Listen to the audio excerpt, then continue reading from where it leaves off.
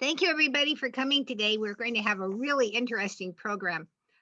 Lisa Schaefer and her husband, Steve Bartram, are members of our league. So I'm very, very proud that our league has such high class people. Um, I wanted to read to you the biography that Lisa sent to me. She said to cut out some of it, but I didn't because I think you will find it fascinating. Dr. Lisa Schaefer has had a 47-year career thinking and acting globally and locally. She started her career at NASA and NOAA, focused on international environmental programs, and 5 years in marketing and strategic planning at an aerospace company. In 1998, Schaefer joined Scripps Institution of Oceanography as Director of International Relations and Policy Programs before becoming strategy, wait a minute, I lost, before becoming the Executive Director of the UC San Diego Sustainability Solutions Institute. He taught ethics, environmental strategy, and corporate social responsibility at UCSD. Lisa was elected to the Encinitas City Council on an ethics platform and served from 2012 to 2016. In 2020, Dr. Schaefer published the book, Potholes, Parks, and Politics, a guide to getting things done locally without having to run for office yourself. Lisa has held positions with many nonprofit boards and volunteers with a number of local organizations. She earned her BA in political science from the University of Michigan, her PhD in public policy from the George Washington University, and an MBA from UCSD. Currently, having failed at retirement, she teaches business ethics and corporate social responsibility on a part-time basis at UCSD and serves as the coordinator of the Encinitas Environmental Education Collaborative, a coalition of 7 local nonprofit / governmental organizations. Lisa and her husband, Stephen Bartram, have 4 adult daughters, 2 grand horses, 4 grand dogs, and at least 1 grand cat, but alas, no grandchildren. I think that gives a wonderful flavor of Lisa and her sense of humor and her service over the years to the world. So Lisa, it's all yours. Okay, well, first, thank you. I want to welcome all my peeps. Let me share my screen.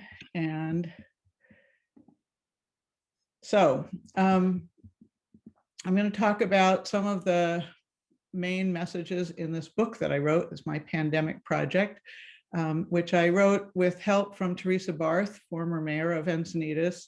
I wrote the book, but Teresa was my partner along the way and deserves credit for having helped me get to this point. So I feel a little uncomfortable talking to the league because I feel like I'm preaching to the choir, but you invited me, so here I am. And I first want to just acknowledge and thank the league for everything that all of you do to educate and support civic engagement. This book is a summation of what I wish I had known when I got involved in local politics and what I learned along the way. It is not available on Amazon because I have issues with Amazon. So you can get it through my website, and I'll put the website link up at the end of the presentation. So the beginning question is, how do you get stuff done? How do you get a burned out streetlight repaired, find out about public meetings, sign up for a recreation program, learn about disaster preparedness, or register to vote? These are not easy questions because we have many, many organizations and government entities that have overlapping authority. And unless you know who's in charge, you don't know who you should be talking to get something done. So the first issue in getting things done locally is figuring out who's in charge. Now, I know none of this is new to anybody who's involved in the league, but we have lots of overlapping jurisdictions. We have senators and congressmen, state government representatives. We have the Coastal Commission, And this map, I think, is fascinating. The blue line on the left there that shows the jurisdiction of the Coastal Commission. And our representative from San Diego is Stephen Padilla. We have a board of supervisors, which manages a $6.4 billion annual budget. We have Sandag with a $1.1 billion budget. Both of these entities do things that affect us wherever we live in San Diego County. And then we have our cities. So in Encinitas, there's lots of information available. The city website is, no website is perfect, but it does give you a way to find information. You can get agendas and webcasts from city council meetings. You can sign up for public notices and subscribe to city updates. There's a lot of times we just don't know what's going on unless we make the effort to engage and to be notified of these things. And this is an example from the Encinitas city website of all the different things you can sign up for, like Bark Encinitas, dog news and updates, or the climate action plan. And this is just the first part of the list.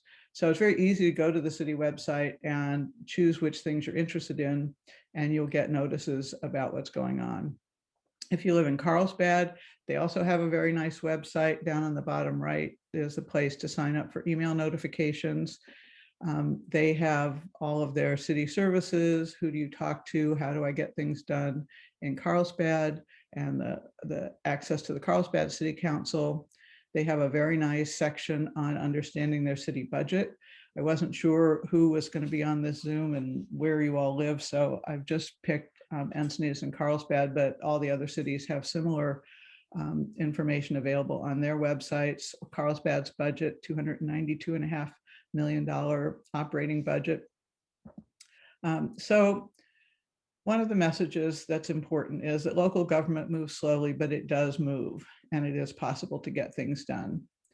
We get the kind of government we're willing to accept, either by our action or our inaction. We create our communities, and being involved helps you get the kind of government that you want, and choosing not to participate because it's too much trouble or you don't know what to do, you accept what other people make happen.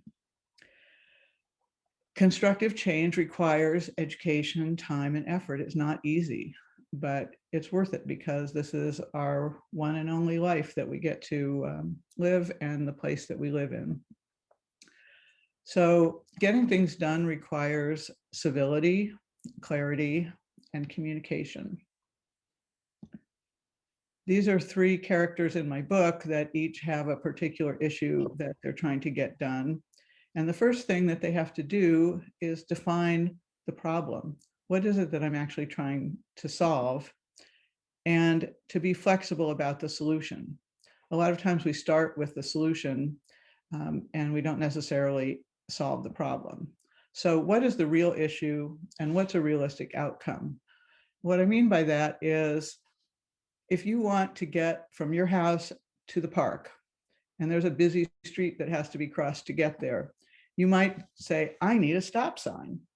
And you go to the city council and you pound your fist on the table and you say, why can't I have a stop sign? It's not safe to get to the park.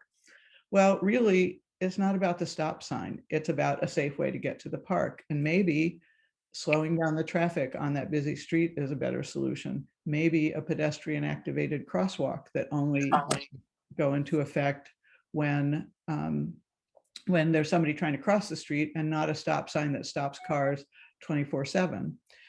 So if you go to the city and say, I'm trying to find a safe way to get to the park, they're more likely to find a solution with you than if you go and demand a stop sign. And it turns out that stop signs are really complicated in California. You might see pesticides being sprayed in the community park, and you don't like that. You know, who wants to breathe toxins, right? So you demand a new landscape contractor. But really, it might be that there are already existing policies against pesticide use, and it's not the contractor, but the city's lack of enforcement of a policy they already have. So your real problem, your real issue is stopping the use of pesticides. It's not about which contractor they've hired. And maybe you see a new housing project going up near your house, or at least the signs notifying you that there's going to be a housing project going up there. You may not be able to stop that. We have lots of rules coming into effect and already in effect from federal, state level about increasing our housing stock. But maybe you can affect how well designed the project is and what the traffic and environmental impacts will be. So if you spend a lot of energy trying to stop the project, you're not likely to get very far, but making the project fit better into your community might be a reasonable objective. So before you go pounding on anybody's desk or speaking at city council meetings or getting all your neighbors riled up, it's important to get educated and do your homework. And on the right is an excerpt from the City of Encinitas Municipal Code. It's all available online on the city website. Find out what's already going on. And you can look at the website, read the municipal code, ask the city clerk if this issue has ever been addressed by the city council before, and she will tell you what date and lead you to a video or the minutes of a meeting, whatever has happened in the past. The city clerk is an amazing resource, and we have a wonderful one in Encinitas. That's her job, is to interface with the public and give you access to information. The public library has resources and the city staff. So do your homework and you will have a better impact on the people that you're talking to.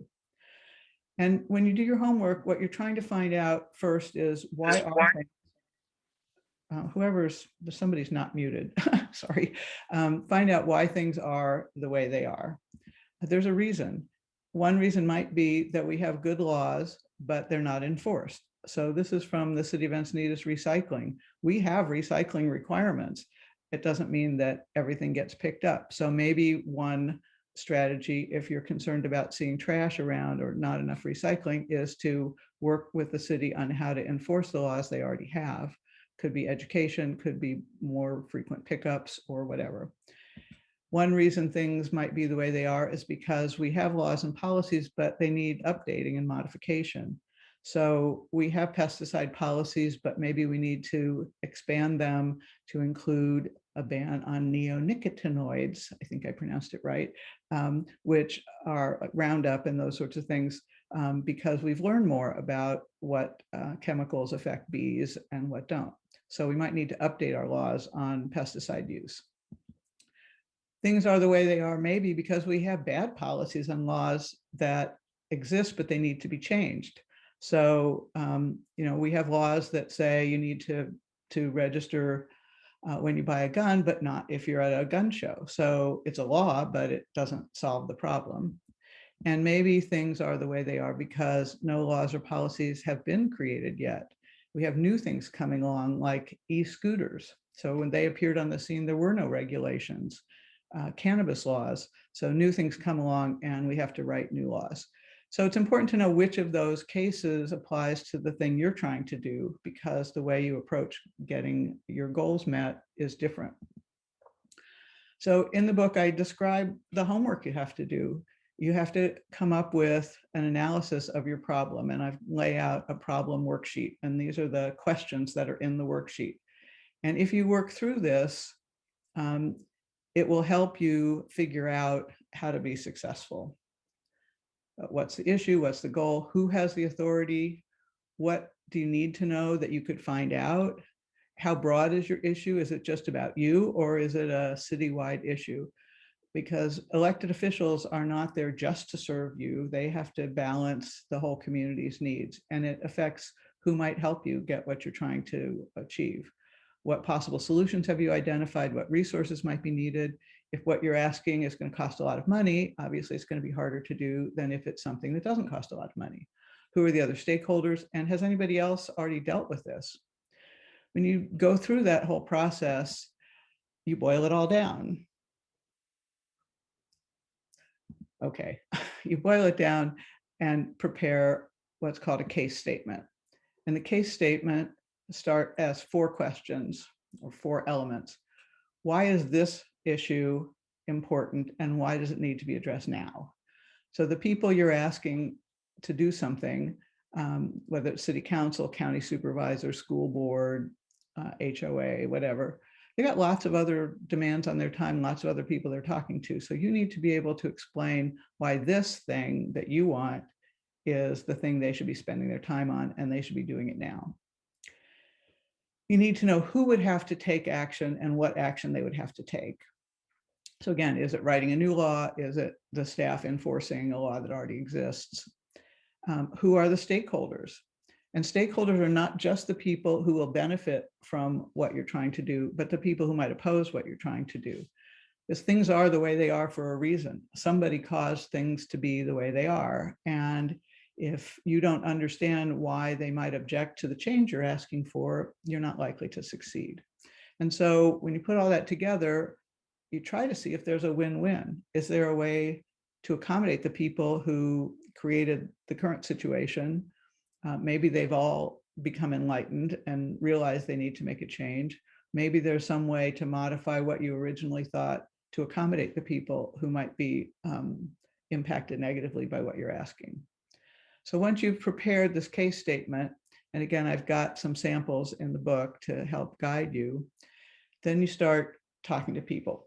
You shouldn't be talking to anybody until you have all that homework done, because you won't be very clear on what you're asking until you go through that analysis. The city staff or the county staff, they work for you. Some of them have real expertise that you don't have. We're probably not all traffic engineers or building experts. Listen, learn, and respond. I just finished reading a great book called Think Again by Adam Grant, and it's about how bad we are at rethinking, at being willing to accept that our ideas are not necessarily the only ideas or the best ideas. And so he recommends listening with curiosity and humility, because it's entirely possible that what you thought you knew about this situation isn't the whole story. And so it doesn't mean you have to agree with everyone you listen to, but you should listen with an open mind, not in a defensive posture. Understand why they think whatever they're doing makes sense. Treat everyone with respect. Say thank you, whether you got what you wanted or not. They've given you their time. And escalate if necessary. You don't have to stop with the staff, but you should start with the staff, because if you go above them, you want to be able to say, I tried talking to the traffic engineer, but we couldn't reach agreement, or I still didn't get the information I needed, or I got a lot from the traffic engineer and I really appreciated it, and now I'd like to share this. Because it's always better to have them on your side than to have them annoyed with you, upset with you, feeling disrespected by you. Then when you talk to elected officials, talk to everyone, especially those who might not agree with you. This is something I did not understand and did not appreciate when I got involved in local politics here. I applied to be on the Environmental Commission in Encinitas 3 times. I got rejected 3 times. And the people who were appointed did not, on paper at least, appear to have any better qualifications than I did. But I wasn't known to the city council members. It never occurred to me that I should go and introduce myself to them during their office hours and explain who I was. I thought I just show up, I give them my resume, and it's obvious they should appoint me. In retrospect, I made it so easy for them to say no. They didn't have a clue who I was. And when I was on the city council, we had an issue about replacing the grass at one of the soccer fields with artificial turf. And one of my colleagues on the council said, oh my gosh, I've been inundated with all these soccer parents all trying to talk to me about the turf on the field. And I said, I have not heard from a single person. And apparently word had gone out that I was opposed to this. And so nobody talked to me. My colleague had kids who played soccer, so they thought she was sympathetic and they talked to her. Well, she was already convinced. I was the one who needed to be convinced, but nobody even tried. And if I had had a chance to talk to them and ask them questions and listen to them and hear what their arguments were, I might have been open to it, but they didn't even try. So you will have your case statement. So you'll have your talking points. You listen to the elected officials, ask their views, seek to understand their positions. Again, with respect, you're not going to change anybody's mind unless they first feel like you've understood why they have the position they have. Invite them to ask you questions. Nobody wants to look stupid when they're in a council meeting, in public, on television, on the record for eternity. But when you're meeting with them in their office, they can ask a question and get educated and then appear even brighter when they're in public. So meeting with each of them one-on-one gives you a chance to educate them if they're open to it. Leave behind a brief summary. It's easy to forget. You talk to lots of different people. If you have a one pager with the key talking points, it's always good to leave it with them after you've met, thank them for their time, reiterate your main points in a thank you note, and hopefully they will be supportive of your position. Sometimes that's all you need. Sometimes you need to go to a council meeting. The council needs to take action. And as you probably know from the Brown Act, which is the California Public Records Act, Public Government, Open Government Act, an elected body cannot take action on an item unless it has been notified to the public through a published agenda ahead of time. The idea is that there may be other people who have an interest in your issue and they deserve the opportunity to participate and make their voices heard. So if you go to a council meeting and you speak during the opening part, the oral communications or non-agenda communications, you can ask about an issue, you can ask the council to do something. All they can do, if they're so inclined, is to say, we'll bring this back on a future agenda item. They can't take action if it's not already on the agenda, but they can agree to bring it back through the right process. So to get on the agenda, either the elected officials or the staff initiate putting something on an agenda, or you make a request to have something put on an agenda. And it probably isn't going to come back the next week or 2 weeks later. They'll need time to prepare agenda reports, and they've got lots of other things going on. So be patient, but be persistent. If your item doesn't get on an agenda in a reasonable time, then you need to put more pressure on them. And when you do speak at a meeting, don't be angry and rude. So many people come up and they say, you people are all corrupt. You don't know what you're talking about. You're ignorant. You're in the pockets of developers, or whatever their particular issue is. And then they say, and so I'd like you to put a stop sign on my corner. Well, you know, we're all human beings. We're not inclined to be really nice to somebody who's just insulted us. And if, on the other hand, you're like the guy on the right who says, you guys have a tough job, and I know you're really busy, and I know you've got lots of other demands on your time, but this is really important, and here's why, and I would really appreciate it if you would do whatever it is. He's much more likely to get a receptive audience. After your meeting, whether it's a public meeting or a meeting in somebody's office, I'm really big on thank you notes, because public officials get lots of complaints. Most people don't bother to communicate unless they're unhappy about something. They usually write to you when they want something changed. They rarely write to you just to say, thank you, I really appreciate what you did. So regardless of the outcome, send a thank you. If you're not successful, figure out what happened, what went wrong, whose opinion do you need to change, what new information was presented that maybe you hadn't thought about, and then you can decide whether it's worth trying again now or later. It might not be the right time. And remember, winning isn't everything. So Bernie Sanders did not get elected president, as we all know, but he's having a huge impact, a huge influence on what's happening. So even if what you thought you wanted didn't happen, sometimes challenging the status quo lays the groundwork for future change. It might be that public interest increases. People become more aware of the issue, or the problem gets bigger. Different people get elected. We're seeing that whiplash in Washington right now. So something that you could never get a hearing on during a Trump administration now is a top agenda item in a Biden administration.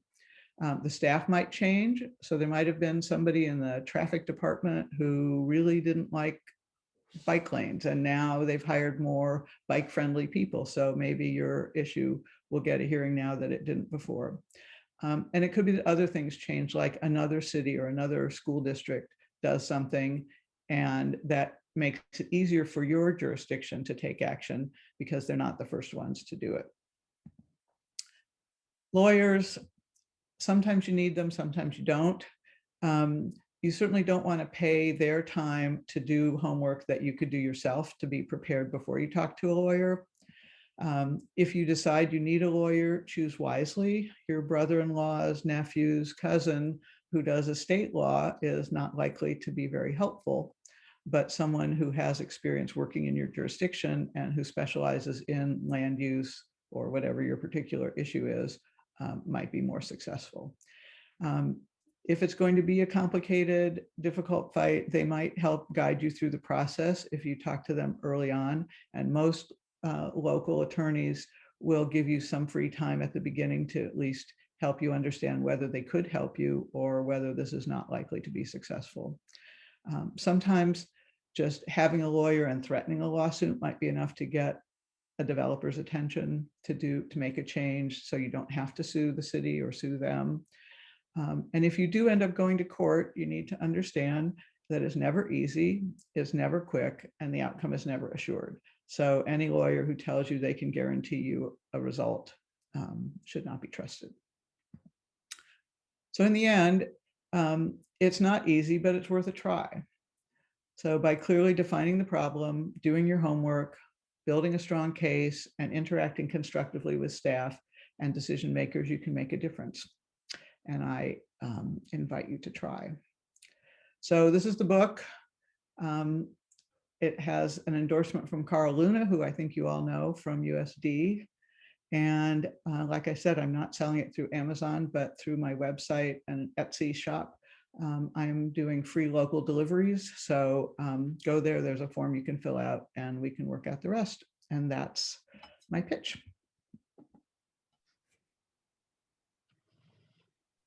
Thank you so much, Lisa. Now we have a questions. And the way to get my attention is to wave your hand, or those of you who are not showing a picture, you can put up the hands up reaction if you like, whichever works. Okay, Elisa is first. I see the symbol, and then Norlin is next. So we'll begin with Elisa. Elisa, unmute yourself and let's hear your question. Hi, and thank you so much for putting together this presentation and for writing this book. I feel like this is an answer to my prayers. I've been searching for information on how to impact the community, and this is what brought me to the League of Women Voters. And now I have your book. So I haven't read it. I just got it in the mail. So my first question is where do, right now it's so popular to create like a survey, and people have these, take this poll, take this survey and send this to city council. How impactful are those, and do those affect any change at all? I think what's important is for the communication to be authentic and to be local. So if someone approaches you and says, we've got 50 people who signed this letter and they all support whatever it is, that can make a difference. But if you get a form email that that has no personalized connection, and when we were doing the Coastal Rail Trail, there was an anti-rail trail group, and they sent hundreds of, just click here and it sends an automated email. And half the people weren't from Encinitas. It was just annoying more than anything. So if there's a way to add a personal note, so, it's fine to send a form thing and add, and I've been in Encinitas for 3 years, or I've been here forever, or, this really matters to me. Something personal has a lot more impact when you're just communicating with an elected official. When you get to a city council meeting, sometimes we have 50 people who all want to speak, and they're all basically saying the same thing. That can be annoying. It would be better to have a few well-spoken people who say, I represent the 50 people who are sitting here. Everybody who agrees with me, wave your hand, or you're all wearing blue t-shirts or holding up little signs or something. So numbers matter, but the personal connection and the authenticity of the communications matters more. Thank you. Thank you so much. Norlin, I think you had your hand up. And Norlin had to leave at 10:30, but we do have a question in the chat from Steve Bartram. He says, I want to know about the issues of housing in Encinitas. Who is the best source to get that information from? The city? Is that called a planted question or what? It's actually not. We're sitting in different rooms and we don't talk to each other much. I will show Steve on the city website, the list that I showed actually in my presentation where you can sign up for notices. There's one specifically about housing issues, and they will send you an email every time there's something new happening. There's a website, a page on the city website just for housing issues. And I will show my dear husband how to find it after we finish. It's a setup question. Yeah, yeah. Okay, are there any other questions? Bye, Steve. Thanks for coming. Okay, Nancy, are there any other questions on any of the other things that we? No, not right now. Okay, then I have a question. Oh, wait, Rita has a question. Rita, go ahead. Yeah, so I get that you might have issues with Amazon. We all do. But it seems like the content of your book is so important, not just in our Southern California region, but all over the country. So what have you explored in the way of bypassing Amazon and getting the word out about your book? Well, you're welcome to help me. When I finish teaching in June, I've got no commitments for the next 6 months, and I actually have some ideas about outreach. I have been blogged about by a woman named Sheila Kennedy, who's based in Indiana, and she sends out a daily blog. She gave a review and a shout out. The next day I had 15 orders from people in See, the there you go. Midwest. I sent it to the National League of Women Voters. I've never heard anything back from them. And I've also given it to some social studies, civics teachers in a couple of different school districts. And I'm exploring how to get it into a government curriculum for high school, maybe AP government classes. Blaze, maybe you have some ideas about that too. So I haven't had the time. I just wrote it. I finished it in November, and I didn't want to do anything in the midst of elections and all the political noise going on. And then January was, this is not the thing people were focusing on. So, the world has calmed down a little bit now. And in June, I'll be looking more at that. But I welcome any suggestions. I just have, because I teach business ethics, so we talk about Amazon a lot, and we'll see how their union election results come out in Alabama. I just don't want them to control everything in the world, including me. So it's easily available if people know about the website, and it's just a matter of doing more outreach, I guess. But I welcome any suggestions, and thanks for the encouragement. Nancy. I think what I've been starting to do for gifts for people are things like this, a birthday gift or a membership in a local museum, like the Museum of Making Music, etc. But I think this is a perfect gift for somebody that is an activist or somebody that would like to become an activist. So that's a possibility. And I see Carol put a comment. The city council members all have the book and have been encouraged. Catherine Blakespear did post about it in her newsletter back in December. And so, I will be happy if lots of people read it. It felt good to get it written and out there. And I'm just not into social media influencing, I don't like doing it. But this weekend I'm giving 3 talks. I'm talking to 2 other organizations tomorrow. So the word will get out directly or indirectly. Great. Anybody else have a question? Okay, I have a question. Lisa, what was your favorite thing about being on the city council, and what was your least favorite thing about being on the city council? My least favorite thing was just dealing with people who were intentionally ignorant.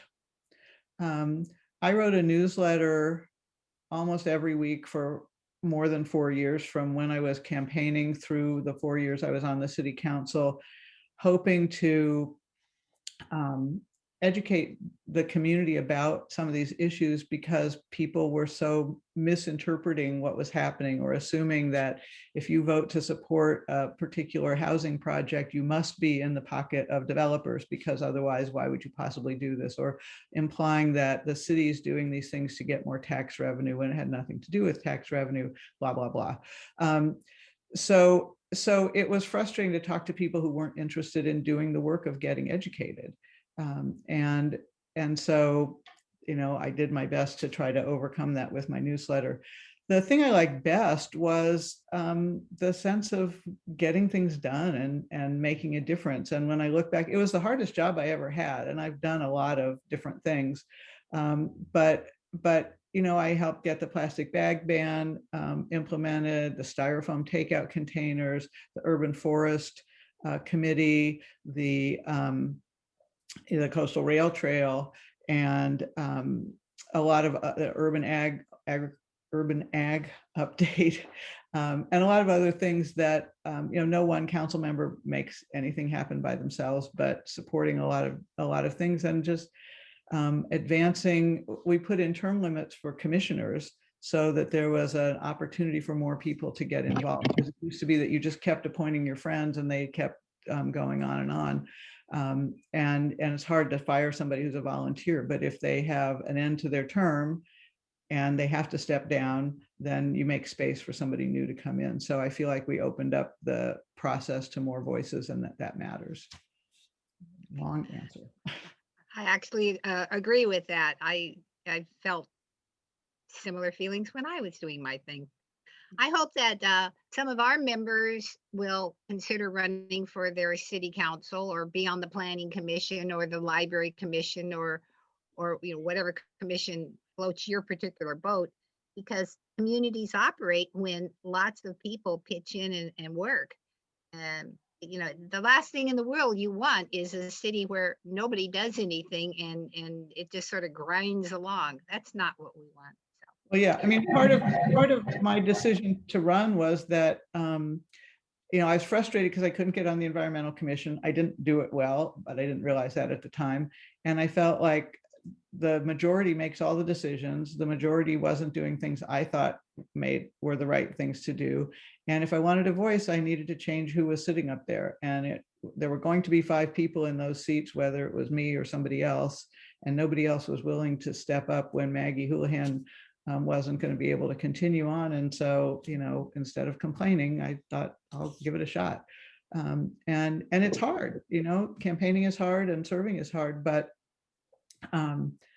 it makes a difference. And we, like I said in the first slide, we get the kind of government we're willing to accept by our actions or our inactions.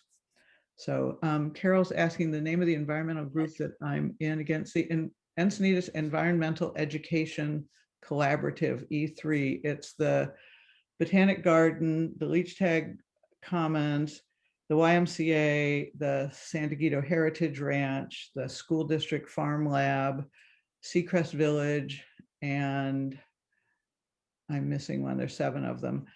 It's the Quail Gardens Drive Saxony corridor between Encinitas Boulevard and Leucadia Boulevard. There's 7 nonprofit/government entities, and they work together to advance common projects and activities.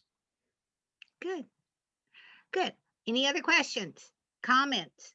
Oh, Rosette. Oh, no, wait. I think that's my hand. Sorry, Rosette. That's my hand. I have a lot of trouble with my hand on the Zoom thing because I keep leaving it in front of people and then I think they have their hand up. But it's me. Sorry. Nancy. Lisa, one of the things that I've noticed is that so often people criticize. I quit reading Next Door because it was just driving me crazy, because people would say, well, this is what our mayor did, et cetera, and that's not true. Mm-hmm. How do you just ignore that? How do you keep your head above water on stuff like that? That's a tough one. Nextdoor wasn't around when I was on the council, thankfully, but there were other blogs. There's Encinitas Undercover, which is just a cesspool of anonymous, negative people who are uninformed and like to complain about things. So I just stopped reading that. It's the challenge is you want to be somebody who you don't want to not care what people think, because you're here to serve the public, but you don't want to be so sensitive and read every single thing and feel like you have to respond to every single thing. And the more you respond, the more you amplify the whole discussion and raise the level of visibility for these things. So I also avoid Nextdoor for the same reason. It's unfortunate because there are some good things about it and it can be useful for other purposes, but the political the dialogue there is just misinformed, and everything is conflict. Like you can't hold two ideas at the same time. That maybe, for instance, on Facebook is similar. The new hotel, the Alila, whatever it's called, up on the corner of La Costa and 101, I saw this whole exchange of people saying how terrible it was that we had this luxury hotel because don't we care about people who live in mobile homes and people who are experiencing homelessness. And I'm thinking, well, you could have both, or people, locals, longtime locals in Encinitas couldn't possibly afford to stay at this hotel. That's true. It doesn't mean it's bad to have the hotel there. They're going to pay a whole bunch of hotel taxes and enable us to pave more roads and provide more services to everybody else. And so you can care about homelessness, you can care about people who live in mobile homes, and you can say it's great that we also have a luxury hotel now in Encinitas without having to pit people against each other and feel like everything has to have two sides and you have to be in conflict over it all. So I think some of it, you can't possibly answer every piece of disinformation. What I think is what I've chosen to do is what I'm doing, which is putting out accurate information and useful information in other channels rather than trying to address all the people on Nextdoor, because I don't think they're interested in listening. And you create a different dialogue in a different forum and try to make that more visible. I love that phrase. I don't think they're really listening. I do think that does summarize a lot of what goes on in the world today. Okay, if no one else had, oh, wait, Bill has a comment. Bill? Or a And then we question? I wanted to respond to Nancy and just say that on occasion, depending upon my ability to persevere in the pursuit of truth, I will respond to some people on Nextdoor with information that I've acquired through the League of Women Voters or our studies of homelessness or whatever. And on occasion, 2 or 3 will give me a like sign or respond, thank you for the information. And so, I won't say that I'm terribly successful, but every once in a while you feel good about maybe educating 2 or 3 people on Nextdoor to the fact that there is real information out there that they perhaps would like to secure or obtain. And so anyway, I don't do it on a regular basis because it's not good for my health, as Lisa and Nancy have pointed out, but on occasion it's worth a try. Yeah, and I think I appreciate that. And I think that if you have factual information and resources to offer, it can be helpful. If you just engage in the opinions back and forth, it usually doesn't really help very much. I'm not as good a person as Bill is. What I do is I just mute them, and then I don't have to look at that person's comments again. We do have another comment in the chat, and it's from Carol. She's asking, what is your experience with getting the city to publicize good news? I'm not sure what good news, if you're talking about things the city has done that are good or good news in the community, but there is a city manager newsletter that goes out every week. There's a city Facebook page. There are also these email lists that you can sign up for. And they've just debated and I think agreed to hire a communications person on the staff at the city.